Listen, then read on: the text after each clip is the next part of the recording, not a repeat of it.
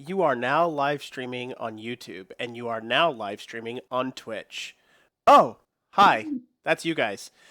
Hello, YouTube. Hello, Twitch. And hello, Atos. Hello. How are you today, sir? I'm good. I think I've got an okay setup today for my camera. As people probably know, I change it every single time we do this. So We're not looking up and we're not looking down. We're looking yeah, straight at it, so your back should be better at least. yeah. And I've got the camera balanced on top of a box with the lid is like half open. So like if I just like try and like that's the top of the lid, it's like it's that unstable. It's just a cardboard box up there. So what you're telling me is randomly Barrick's gonna walk into the room and like slap the box and the camera's gonna go flying? No, I'm telling you, the air conditioning is going to come on, blow some wind this way, and the whole camera will shake up and down violently. Earthquake. Right on. Well, Is um, Ballo still killing you? I already died. I Oh. was busy taking care of the update to the dock on the side. I tab back and I'm going, he got me, whatever. Yeah, we're 10 minutes late. We're going to blame Ballo for that. Yeah, Valos, way to go, man. You made us late. Right there, camera. Yeah, I was pointing at you. And you know why he was there killing you? Because Because he his knew guy that the tweeted stream was out. starting. He He knew I tweeted was out. AFK. We can look forward to a video showing up in a couple days of if you were actually in game now, he'd be doing like both streams. But yeah, you can see the video of him killing you soon. Works for me. Well, And um, those guys may be super trolls, but let me just say they make some amazing videos. hey, I'm all for it. Honestly, I've never been against. I had a couple of people ask me if they wanted to try to get those taken down, and I told them no. I mean, honestly, PvP videos are great for games. They're great for bringing in new people. And he makes a video killing me. Some guy out there sees that and goes, "I can kill that noob," and tries to kill him, and it just adds more PvPers to the mix. So it's great. I like it. So Well, rock on, super trolls. yeah, troll more, bro. Ski. Wait, I'm gonna start referring to Valos' league as the Bronies. That'll get him excited, right? No. So I'm gonna have to say I do have a quick question that you might just instantly say no to, but you had mentioned there was like some super secret stuff. Are you willing to share any super secret stuff to the public and just tell everybody what it is? Because we're being hosted by Shroud of the Avatar too, so it's gonna go everywhere. Uh, which secret stuff? The heat stuff? The combat heat stuff? I'll say whatever the secret stuff is you think you're not allowed to share. Let's start with that, and then go to the stuff that you can share, and then we'll Hmm. get to the public information. Well, there's tons of super, super duper secret stuff I can't share. I always forget that the heat stuff is the changes coming up for Dev Plus people. It's like we're not supposed to talk about that, but I always ignore that. I think we need to talk about it because I think a lot of people see the big changes coming up from it. So to deal with, I think most people knew I put out a poll a while back just trying to wrap my head around exactly what people were upset about in combat. And one of the common things that came up was a lot of people really like the combat deck system. A lot of people don't like it, which then the next logical jump would be, well, if you don't like it, don't play with it. But then that, of course, is not realistic because there are people playing with it, and there's advantages to play with a deck, play with a random card dealing. So therefore, if there's a advantage to it, I'm basically forcing people to do that. So this release in R42 finally bit the bullet in making some changes to try to up the power of people who like playing with locked. So the way we're going to be doing that is through I call it a heat system.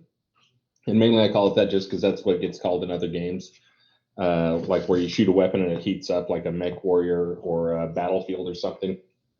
You shoot your weapon, and if you shoot it too much, it builds up too much heat and it'll stop. And Overload. it gets overloaded or whatever. You have to wait for it to cool down.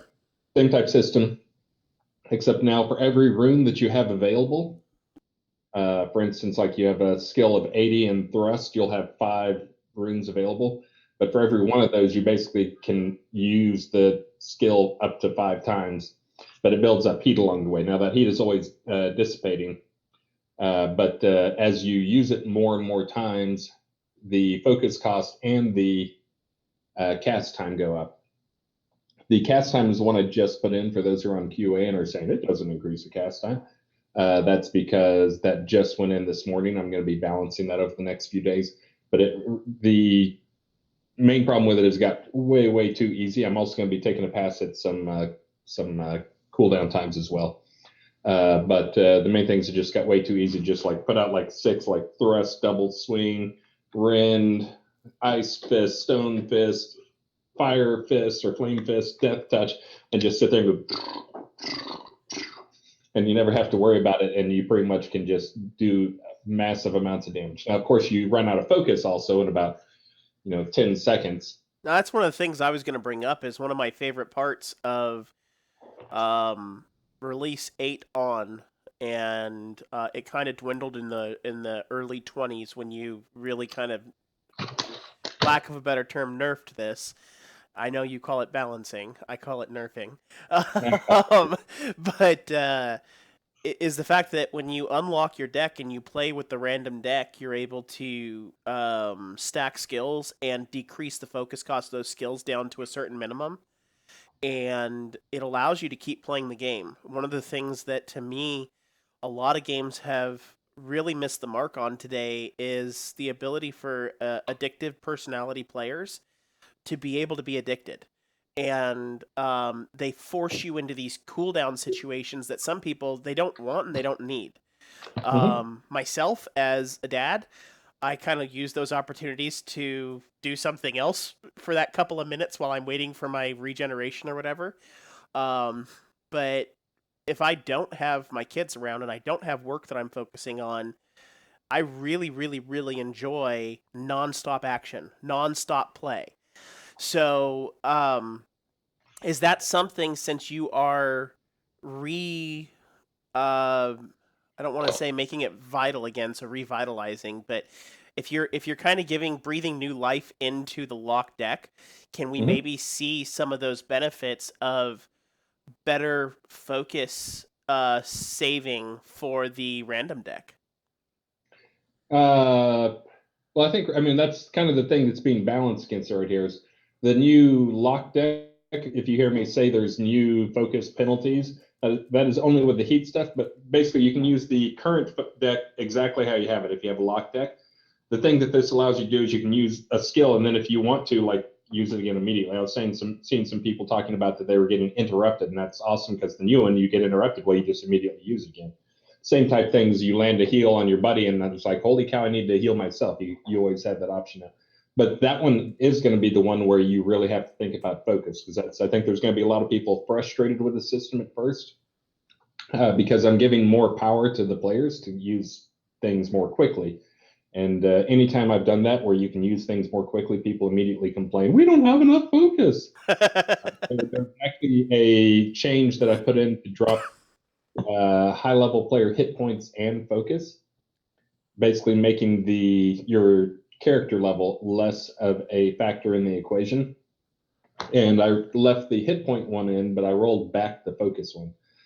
So for R42, that's another one of those pretty big changes is very high level players will see like they could see around 100 hit points lower than what they had before. It'll scale its way down to like low level players aren't going to see this nearly as much. So we like tech here. We like real tech. What? So can you give us some, like, maybe some math exact changes? Like, I guess I'll take the word exact away. Can you pseudocode what you did to the health before and after so people can actually wrap that amount around their minds? Because I love this. This to me is you guys making this new secondary action bar a utility bar, Mm-hmm. and we can have potions down there now, so we can build an awesome deck but then put potions down. But right now in the game, without that scale, potions really don't matter, right? Until you make Yeah. us use health faster and have health be more important, make us use focus faster and have focus be depleted constantly, potions just don't matter. So Yeah, there's a lot of people who are just discovering some changes I made last release to make poison even more effective. I think people hadn't caught on that poison was already pretty effective and weren't using it that much. But I know this last release with the changes I made, where wielding daggers basically gives you a poison bonus. Same thing, spears give you a bonus. Short swords give some bonus. There's at least one new artifact that gives a big bonus. But with that making poison more effective, there's now some people who are adopting using poison a lot, including I think that guy who just killed you. He probably didn't He's even in waste chat, so poison he's on you. watching, by the way. Oh, okay. But anyway, since I'm going to show some math here for reduction, I'll go ahead and I'll put on my alternate persona. The evil math persona. What are Oh, you gonna call? this What are is you gonna call this? This persona. Is that a permanent marker that you're doing that with? no. Okay, because I was gonna say your wife This might is have a hard horrible. time with that. Have you ever seen those apps where you talk to it and it echoes back your sound slightly delayed and it screws up your talking? Yeah. This is what I'm doing here with this. There's about about a second and a half lag. So trying to actually. So you're using the Hangout screen to do this. So you guys understand what I'm doing right now. We're on a Google Hangout that is streaming to me from Texas, and I'm in Ohio. And I am grabbing that from Twitch, doing a local relay, sending it back out through Hangout so Chris can see it. Then I'm grabbing the capture again, post and putting that back into the feed for YouTube and Twitch so our voices sync together. And he's watching that relay, is what he's saying. So yeah, I'd Not imagine. anymore. Okay, there we go. I think that's a good evil Chris mustache. Perfect. Evil Chris. So we're going to just call you Soda now instead of Atos. See your Tech Lord Soda. Let's see. So I was going to give you the hit point bonus. Oh, yeah. And also represent. These guys brought us some shirts a few weeks ago. We actually, we do this stupid game during our stand-ups. That is awesome. When we have three of the same things, we do like the risk rules, or we've got like multiple different types of shirts. But if we get three of the same or three different types of soda shirts, today we actually had three dojo shirts on. So good times. So basically, the math for hit points. Oh. And there's your mustache hairs are not messing up that marker, are they? No. Strength times const times 5 plus level over. So that was roughly the math for last time. I think that's actually legible. It was basically, so your health. Yeah, it was your strength times a constant value. I forget what the number is. And then that times 5 plus your level divided by 33. So that was like R40. Was that last release? R41 for R42. It's the same thing. Your strength times a const times 10 plus level over 40. Ta-da! So low-level is, players get more health, and higher-level players get less health.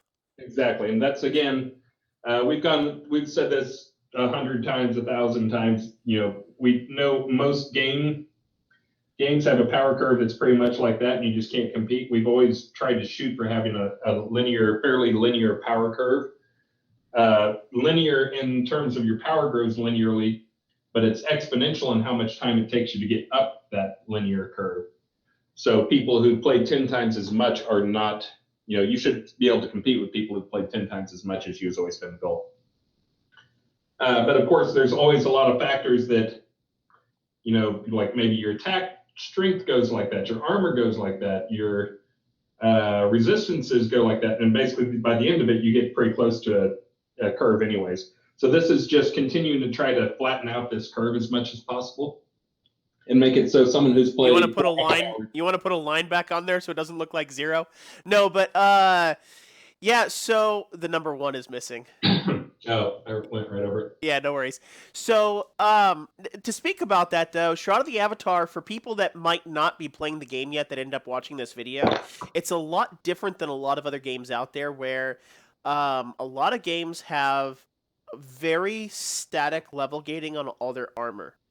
So if you want to be able Oh to yeah. use an ability or armor, you have to have put in 600 hours of grinding to be able to have the level that's associated to that armor or that skill. In this game, you have, if you go out and grind with a buddy, he can give you the best gear in the game, and you get an experience bonus for being with that buddy. You play for a tenth of the time he did, and you now have all the skills he has. They're just not quite as powerful. And if you want to know how the skill math works, watch a previous episode. We go over it.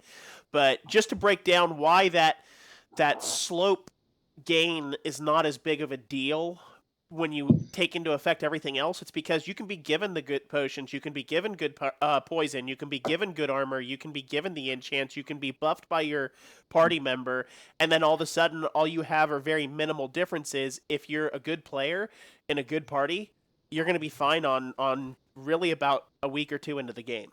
So, but anyway, That's always been the goal, and my proof for that is I can basically give myself as much experience and skill levels that like it'd take you 1,000 years to get, and I still will get killed by guys like Frost Bane or Para or Alexander John or any of those guys, Mac, anybody who wants to kill me, basically. Any of those guys kill me, even with my cheaty dev stuff going on. are you using a bow? Because most people would say that's because archery is broken.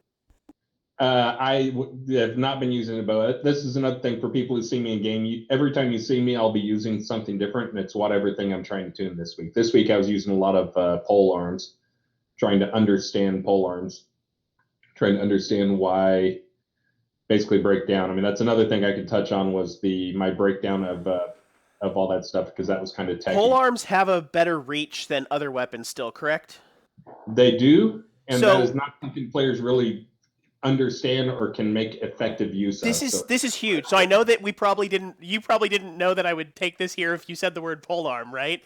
But one of the things that's been on the top of my head lately that players are really, I'm not seeing a lot of understanding of, is movement, speed of movement, how it affects the power and critical chance of things, and how you being able to stand still as a melee said it both ways so everybody's happy user, um, and you're able to essentially deal that good damage, and polearms also has some pretty cool skills that can get you past some defenses too. So uh-oh, here goes, we're gonna get some math on how the standing still works, right?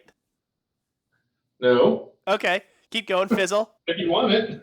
No, I thought you were going to go into fizzle movement and uh. Oh, Bec- no, okay. I wasn't going there. I was actually going back to the pole arms, Yeah. just for people who haven't seen me talk about this before.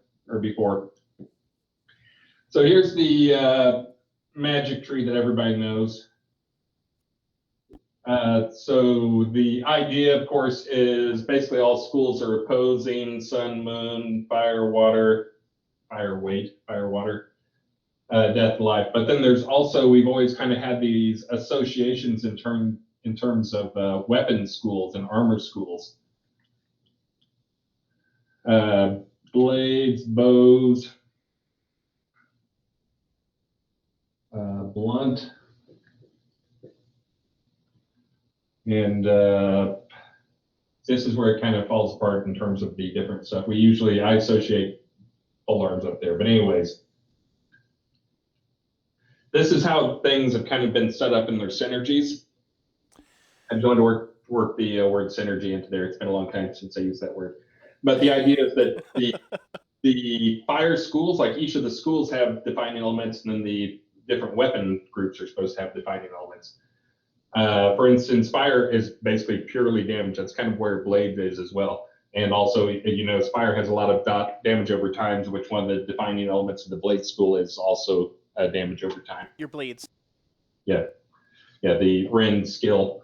And then blunt is, of course, basically power and strength and stunning, which, hey, guess what? Earth is too.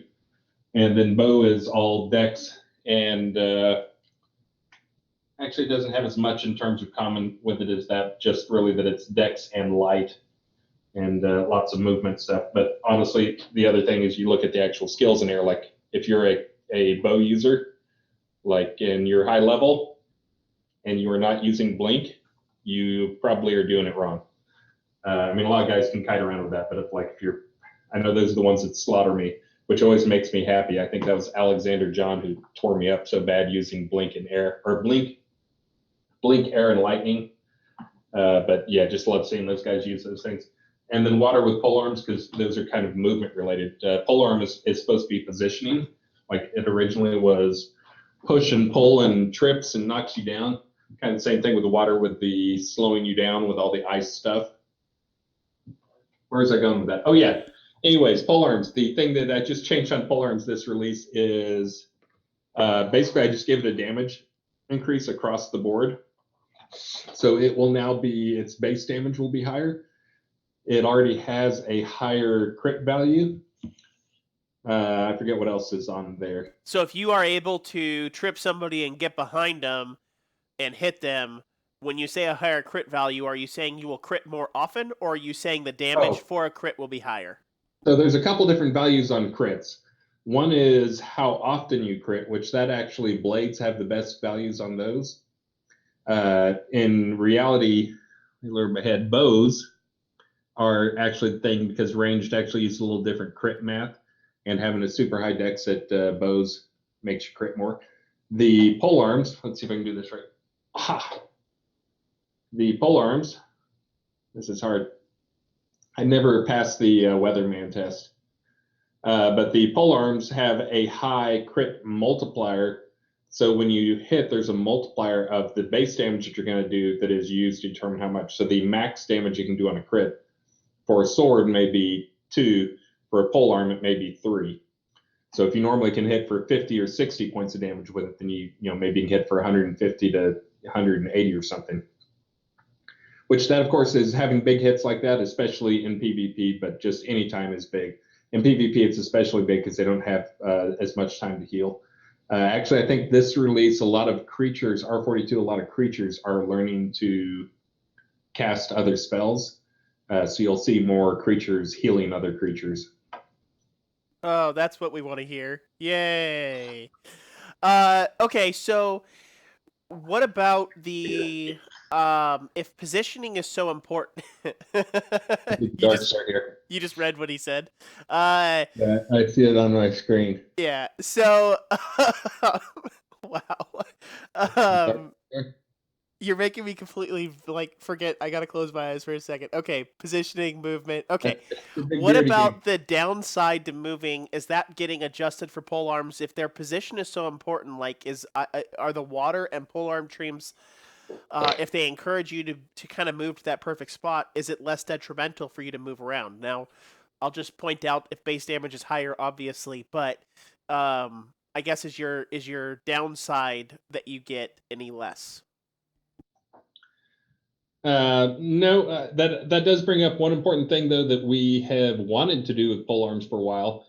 But kind of one of those lessons we've had to learn along the way is we can have all these great ideas, but unless we have a good way for players to understand what's actually going on and see what's going on their screen, great ideas just turn into vapor and nobody actually notices, and it's just an element that pisses them off. But anyways, the thing that I was going to mention was the pole arms. One of the things we talked about doing at one point was making the damage for pole arms based on how far away they were from you. So you had like a sweet spot, instead of it being, you hit for 20 to damage if you're 1 meter close, and then you hit for 20 to 50 if you're 3 meters away, making it so pole arms that actually scaled up. So you hit them for low damage when they're close to you, but if you keep them at just the right range, 3 meters away or whatever, then you actually are hitting for much greater damage. So that's one of those things that really makes sense when you think about how pole arms work and how they're kind of really, generally longer hafted weapons. Particle effects. I'll tell you right now, as a gamer, if I'm looking for did I do a proper hit, I look for the extra particle effects on my hit, and when I see those, I know the game is telling me I did a good job. So critical hits usually have like a, you know what I mean, and regular hits will have a little, so. And that was actually going to be the easy way to show off that stuff, is just making it so It doesn't increase your damage when you get in the right range. It increases your crit chance. So you start getting that, you're in the sweet spot when you start getting a lot more crits. But yeah, having particle effects, it shows you, or just even some text in the thing is, but people don't like looking at their text. So again, though, that's part of the challenge, is making it so it feels good and conveying all that. That's people know we're redoing the new user experience right now, and that is largely because we basically have always been a more complicated game than most games out there, and just have a lot of depth and that type of stuff where players, a lot of players don't even know half the stuff that goes on behind the scenes, and that would just be one more thing that they would probably have to learn, and not, we just feel like we have too much stuff that we have players have to learn. I still get that from people, so I agree with you. Okay, well, any other secret stuff you want to share? Are you leading me? Did I forget something? No, you haven't forgot anything. I'm just baiting you. Leading is a nice word for what I'm doing. I'm baiting you, sir. I'm trying to get you to spill some beans. Trying to think, there's not that much more. I guess another big tech thing we could talk about here, just so people know, we did not, in past tech talks, we've done a little more planning. This time we kind of just like, hey man, what's up? Let's do it. Okay. So we're kind of winging it on the tech stuff. To be fair, I'm going to put in a disclaimer here. We do have a document with a whole bunch of stuff in it. We just haven't gone over it for a month. So so Unity 5.6. That's another one we could talk about. So for those keeping up with things, Unity 5.6 is the latest version of the engine. There are a bunch of new features that came in for Unity 5.6 that we want to make sure and get upgraded to Unity 5.6, mainly because they do patches more frequently, stability patches more frequently on the current version than older versions. But Unity 5.6 also brought a lot of threading stuff into the game, or into the engine. Vulkan is an option. DirectX 12 was already an option. But anyways, we are on Unity 5.6 for this release. We're seeing some pros and cons. Vulkan works, is pretty cool, and then it crashes. So anyways, we have Vulkan. We're building Vulkan support into the game right now, but we're actually making it not the default choice. So I can tell people how they can turn on Vulkan if they want to see how it looks on their machine, if they're super nerdy tech guys. Is it through that command option like you gave me to force a DirectX version before? Cool. Have you thought about maybe in your tech blog, right at the first page, maybe throwing a couple of those command line options so people have like a point of resource? Yeah, and I think we've got it in the back, although we haven't added Vulkan. It's basically just command line like you do Shroud of the Avatar.exe space dash dash, I forget, graphics even or something like that. But I can get something posted out there for people. And also, just so people know, I'm suffering from bad allergies right now. I think my Sudafed's wearing off. But Star is also out and crazy sick, I think, as most people knew. He normally would never miss, like if he misses 2 days, you start calling the police to see if something's wrong and go check his house to make sure he's okay. But he's been out since all of last week and this week so far with a really bad virus that it came down with. But anyways, he is on the mend, but he'll probably be out the rest of the week. So best wishes there. I'm here. I tell you, that's something that you can't plan for, and it always drives me nuts. I guess that kind of brings an interesting question here. Like, what do you guys have if Star hasn't been around? What do you guys have that you're talking about how you're working on pole arms right now? You already have a task list of we need to get A, B, C, D, E, F, G done. Our Dev Plus build, we've got some cool combat changes that we can check out, and we've talked about some of that. What do you guys have on your immediate radar that we can, as users, kind of go, that's going to be awesome for us, or we might not like that. Let's go ahead and rip that apart and see if we do or not. You get what I'm saying? Like, what changes do you guys have on the radar currently? Because I'm guessing that's all self-managed while Star's out, right? Oh yeah. I mean, the combat stuff is pretty much self-managed by me anyways. I pretty much make my own list of stuff to fix up based on talking to people. I see a meme coming along with that screen snap. Combat's managed by me anyway. Oh. Sinuses attacking. But yeah, so I manage my own stuff. Big stuff coming along for combat. There's a lot of little changes. I think we'll probably get in one of Richard's requested changes. I've actually had it on the list forever, and he came and described a system to me maybe a month ago, 2 months ago, about how, like, wouldn't it be cool if, like, bows affected different types of armor differently, and different weapons affected different types of weapons differently. Like, blade was more effective against leather, but less effective against plate, and like, you mean like having an armor system where you have impact, puncture, and slashing, and then having the weapons all match up with those, and then having the armors match up with those, where they each have relative values. But anyways, so that was the system we've been planning on doing for a while, of changing out the existing armor. We won't be changing out the existing armor. All we're going to be doing is each armor type will get a rating for puncture, slash, and impact resistance. And then each weapon will get a type. So, obviously hammers will be impact, blades will be slashing. So, anyway, are you going to be putting in... I guess I want to understand this correctly, because this is something we have talked about before. Back in R31, I was talking about kind of state of the game, things that I see that are so important before we go live, and one of them was, we keep talking about magic resistance and how it's going to work, and we haven't really seen a proper rollout of magic with monsters and this, that, and the other, and then armor doesn't have any proper resistance to it whatsoever, and you said, oh, we have all this kind of system in the background. And what we had talked about before, I'm kind of thinking about this as I go, so I might say something wrong, and feel free to correct it if I do, but you were saying that it was going to work kind of like resistance does now, where it's actually wrong. where it's actually going to drop down the damage of that certain type of ability, where it sounds like what you just described instead would make it more vulnerable to that type of damage. So basically, all of your armor will stay exactly how it is. Numbers will be the same. It'll just get three new ratings based on the armor type for how effective it is. It'll average out to be a 1.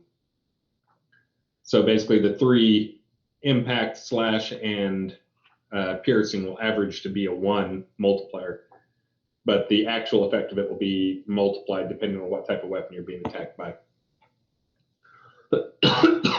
So it's almost like a zero sum with a 1 instead of a 0? Yeah, so like an example would be like chainmail may be 1.3x for piercing, 1.5x for slash, and 0.2x for bludgeon, or for impact. So it's like, so it does like a 0 sum, but it does it with... Yeah, it averages to 1. Yeah. But then that is now, instead of your armor stopping 20 points of damage, if it's versus an arrow, it'll stop 20 times 1.3, so 26 points of damage. For piercing stuff and for slashing stuff, it'll be 20 times 1.5. But then for impact stuff, it'll be 20 times 0.2. So it'll be much less effective. So basically, it makes some different weapons more effective versus some types of armor. I love it. I think that's really needed, because the current system we have right now doesn't really give the benefit to the different weapon types. Yeah. And that'll give some benefit to weapon types and armor types as well, because why would you wear chainmail when you can wear plate? And I say that when I say I already have some answers for that in the current system, but I digress.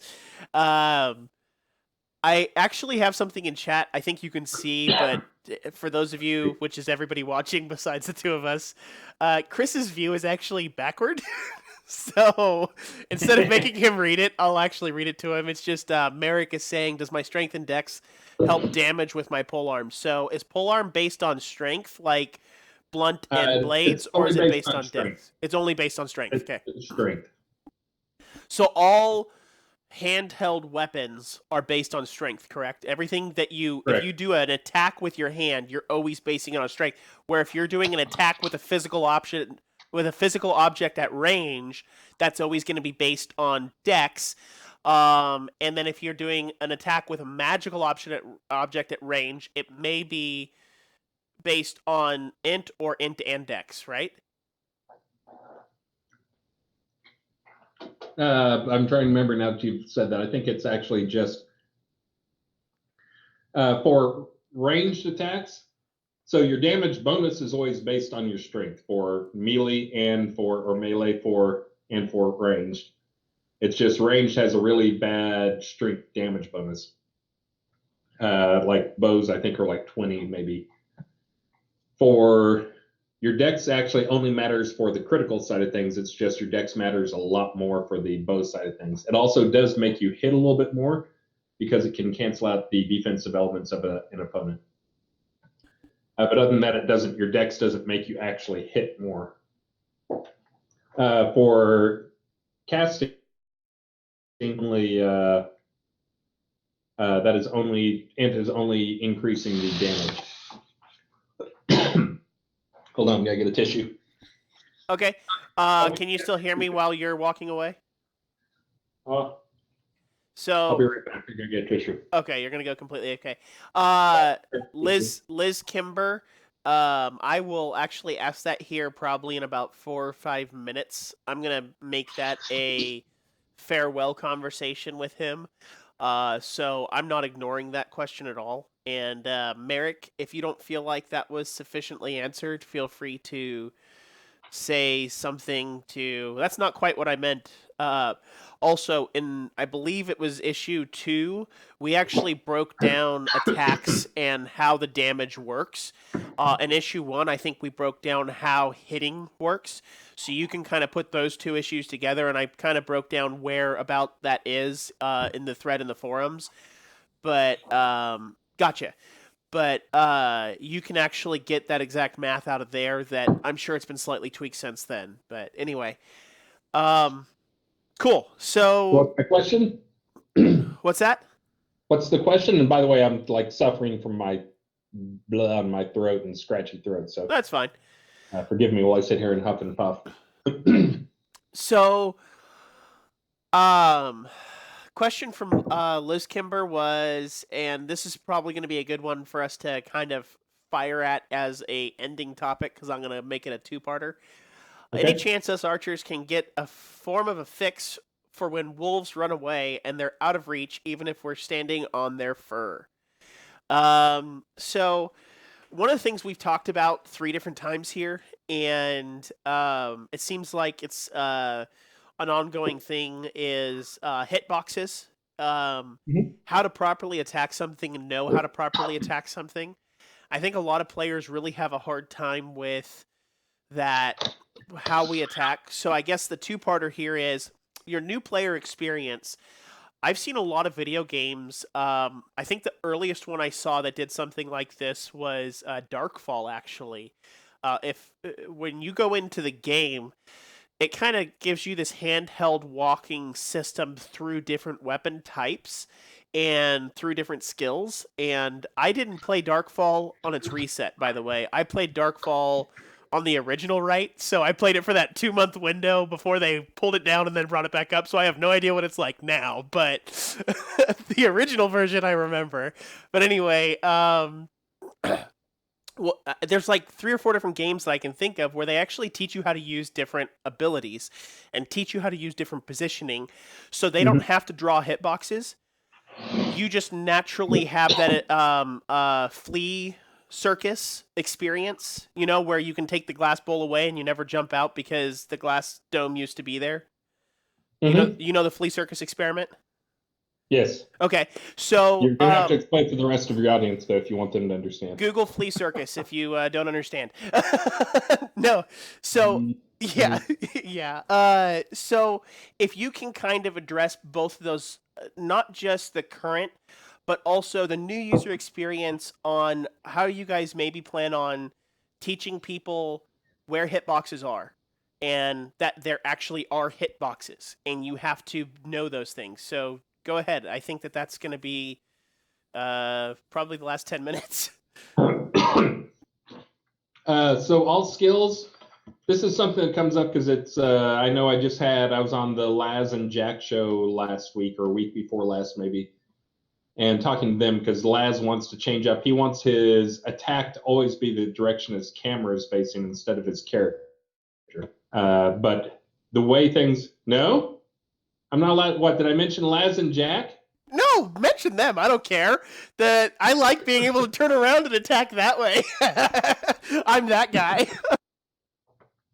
Well, anyway, so they wanted it tied to the attack angle, but right now the way everything works is whichever way your character is facing, you attack and you will hit things in front of you. Unlike most other games, we are actually a positional game, and there's an area in front of you that you can hit. Even if you have one guy targeted, you may hit all three of them depending on what you're doing. That's one of the advantages of different weapons is some weapons will hit 3 targets, or some will hit 2, or some will only hit 1, or some will hit 4. I think that's another one of the benefits of polearms is they can hit up to 4. I think great swords can only hit 3. I think most other things only 3. But anyways, but it's only in the area in front of you. It's kind of in this swept cone, but we don't actually show that area to you. I'm going to ignore that. But anyways, so we do give you, there are hints. We're trying to change this up right now because this is where we communicate things very poorly. We have this, because we kind of went with a mixed targeting system, we actually tried to change somewhere along the line to be purely an action targeting. Like that, but we do like the other part of it of just using cones and areas to determine what you can hit and what you can't hit. But the result is you can hard target something, you can hard target a creature, be swinging your sword, and have 2 other creatures in front of you. If the creature you have targeted moves outside of your sword range, you're still going to hit the 2 creatures in front of you. Now, the way it works is if you have something hard targeted, that will always be your preferred target. If you have 20 targets, that one will always be your first. But if it can't hit that one, it picks the second best, third best, fourth best, finds the correct targets for those things. But this actually gets confusing for some people because they think they're attacking their target, but their target is moved just outside of range or is behind them. There's going to be a couple changes for this release to improve the messaging for target. One will be the nameplate will be a different color. That actually I think just went in today, so guys in QA won't see that.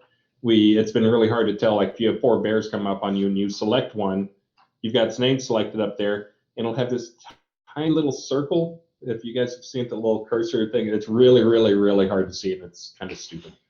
It's so hard to see. But now the nameplate will also be a different color as well. We talked about putting the circle under their feet. I'm going to pause you. Is nameplate performance 100% fixed yet? We will see. We actually changed up nameplates this release. It's much better than it has been in the past. We actually switched up our font engine this release to use the oh crap, I can't remember what it's called. It's the new font engine in Unity 5.6. It was a plugin for a while. Anyways, it scales much better. It looks much better. It gives us a lot of benefits and gets us away from using some fonts that it turns out after we did some looking into them, we had a font that we weren't officially licensing. We honestly didn't even know it. Apparently it ships with things, but we're still looking into how that happened. Anyways, I think the nameplate performance is much better this release, but you tell us. Those people have been playing on QA. We actually I was shocked to hear people say, no, load times are worse, because we expected them to be the same or slightly better than last release. And I, of course, was blaming Unity 5.6, curse Unity. Every time they upgrade, they break stuff, which they do. But this time it turns out it was the change to nameplate construction was making it take forever. It was actually adding like 30 seconds to the construction time for some scenes just to pre-construct the nameplates for everybody. But we did get that fixed. Well, I know this is a joke that you can go make a pot of coffee, but I have a Keurig, so if you take 37 seconds to load a scene, I seriously can go make myself a cup of coffee and come back. Just throwing it out there. so just so load times are very high on the list for things we're going to try to address in upcoming releases. Mainly, it's gotten worse, and we've kind of ignored it. We've been doing a lot of stuff to make our build times better, just by how we organize data, but it's been crushing our load times. No worries. Yeah, and we've also, people have noticed our actual build has gotten smaller and smaller, even though we're adding tons more content. So we're still around like 6 gig download or 5 gig download. We keep adding more content, and that's because we've been organizing our build stuff. But So we need to do a better job of organizing stuff with our levels, because right now the problem is you may go to a level and it ends up pulling data from like 100 different files, and we need to do a better job of caching all that stuff together with it. So I'm gonna do one of these because I know you've got a million things to do.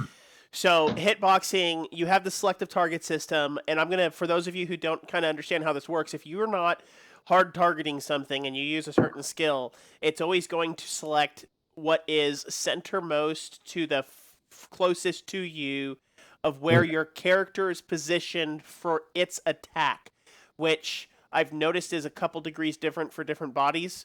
Yeah, because the facing of your character doesn't always match up exactly. Because some of them, like you want to have your, I remember having arguments with a past animator, not the current one, but he was real big on the whole facing sideways, because this is how you fight, or this is how you sword fight. Yeah. But you never sword fight like this. And it But this confuses is players. messaging. So it gets really confusing for players and what they're doing. Yeah. So yeah, for head, but then now we have head look code. So your head may be looking off one way or the other. So there's also some hard targeting you can do, but still your positioning is required to be able to execute the hit. So if you hard target something and turn away from it, some of the abilities you use won't work anyway, even if you're hard targeting it, and they'll still attack other things. So one of the things that was brought up in chat that I believe is probably a bug, but I want to just ask it for kicks and giggles. This is probably just something that you guys need to do a little bit of world building polish on, actually. It's probably not even a real bug, but if something moves behind a tree or a rock, it should automatically engage the cover system if the animal's hitbox is drawn correctly and the mesh of the object for the barrier is drawn correctly. It should do cover that negates the damage so you can't hit it anymore. True or false? True.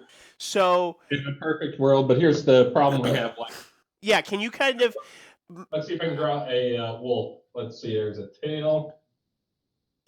That's perfect, actually. I think you saw the question this is in regards to, right? So, No, I didn't. Okay, it's actually about a wolf going behind a rock. You shouldn't still be able to hit it. So, so if you, that's the rock in front of it, and that's the wolf behind it, right? So if you can, this is actually the wolf. And now it's a wolf. You gonna give it an eye? Cool. That's a very happy wolf.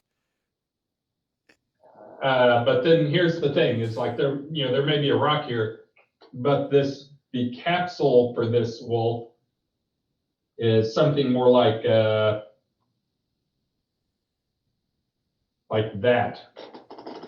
So that's the visual, but that's the actual physics for it. So now, where's the rock? And then the rock can be like, you may see it and you may think like, okay, the rock is here blocking the front of the head of the wolf or the back of the wolf. But what it does is whatever this capsule is, it picks a point. It picks a couple of points. It picks a middle point. Basically picks like 5 points, I think, from the head down. And then it does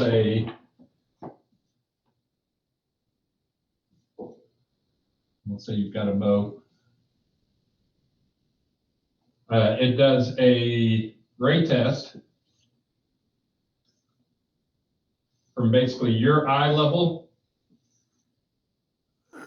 to 5 points on the thing. And again, the part that's deceiving is you don't know where the actual collision for the thing is. You know what the visuals are, but the collision might be something that looks very different. Yeah, and I think that some of the models are still slightly off even. I think there are a couple of models. I noticed that spiders are way better than they used to be.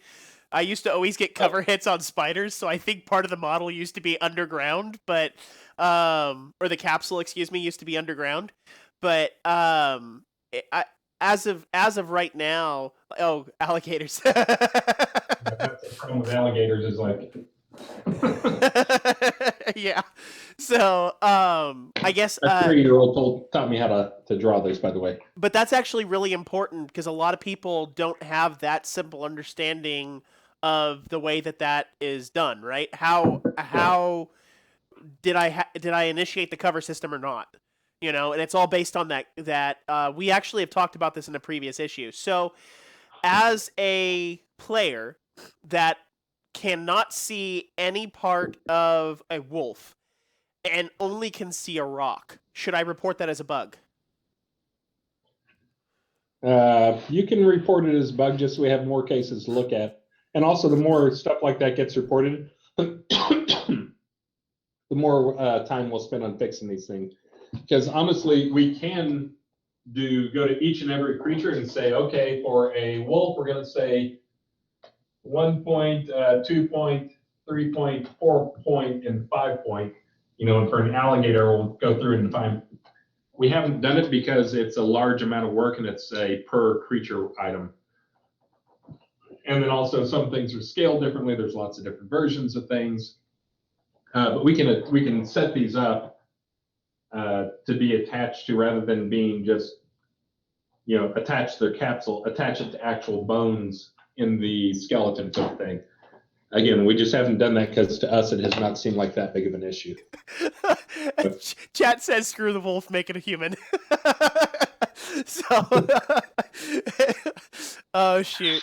All right, well, I know our time is up, and I appreciate that. I know we've been through quite a bit, and I appreciate you taking the time to hang out. And anybody that's watching, if you haven't seen one of the previous episodes, some of the stuff we skipped over really quick is in previous episodes, and there will be more stuff coming up. I know a couple of things I'm going to be talking to him about in the future includes the math on where buffs come in, where enchants come in, some information about regs, balancing with regs, utilizing them. Why is it that I have one reg but I can use it 15 times?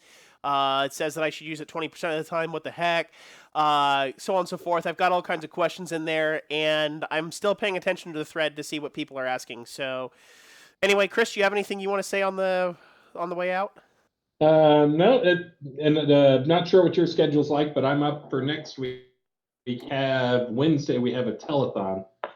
I forget what my schedule is like for the telethon, but we can also I can look at that and see if there's a combat. Maybe I can have you on for part of that or something, or we can just do the day before, do an hour, and then maybe we can gather a bunch of questions during your hour. Yeah, how about we plan for next week to do like a come and load us up on a bunch of questions that make sure we understand them correctly, so that way during the telethon you have a really directed uh with I've actually looked up the numbers and I've actually looked up how it works type information dump you can give. You know it all right here. Right there. One of the months in the last 3 years it's worked like this. I know for sure. No, but oh shoot. No, but yeah, that'd be awesome. So, Someone raging about loot. what? Oh, Colazar. Never mind him. Shoot. All right. Loot for R42 will actually be better on big creatures, by the way. Enjoy, because I'll probably have to nerf it because it's probably too much right now. I'm not going to make it to the telethon. Sorry. I would love to be able to be there. It's just with work and everything. I'm going to be remote, but I will be sending them some remote love and help. But I believe you guys have Jack running the stream, right? Oh, do we? I think that's what I heard. He was gonna. That's a bad idea. Well, that Bear picked that, so that's fine. All right. Well, thank you, sir. Have a good one. Thanks all for watching. And if you guys have any questions, feel free to get them ready for next week. So, with that, I'm going to go ahead and end this. See ya. See you guys.